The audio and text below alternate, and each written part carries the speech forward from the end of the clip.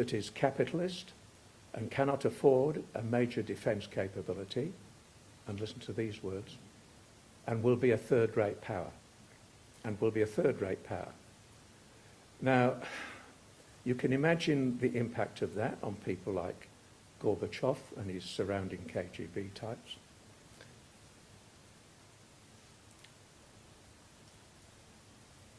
Second, oh, and by the way, collapse of the Soviet Union. Vladislav Zubok, who is a professor of international relations at LSE, his book called Collapse, you should read. It is really worth reading because it'll walk you through all this. The second one, by Mary Sarot, who is Johns Hopkins.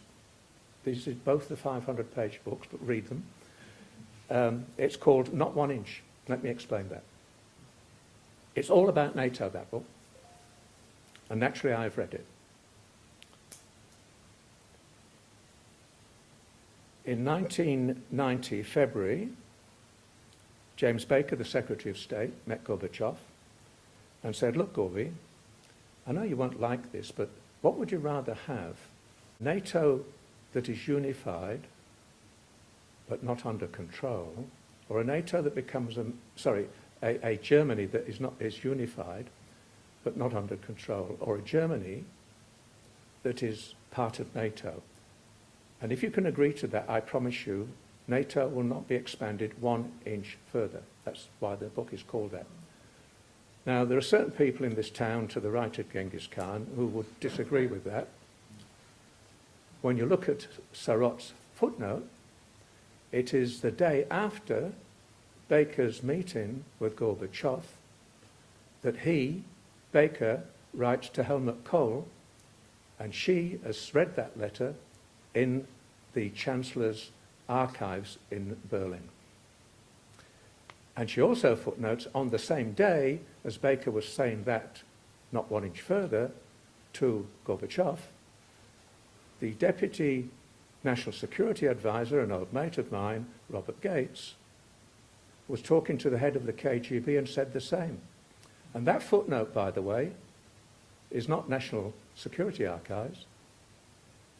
It's the NSA. And you might want to think about how that was derived.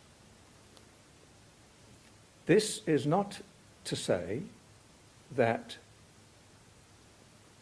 NATO was bossed around by America and indeed the other European members to become members. We all know, particularly countries who had been occupied for 45 years by the Soviet Union, what a cruel, vindictive, nasty operation it was.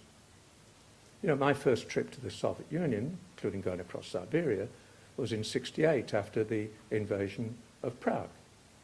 So it is wrong to say that this was some plot.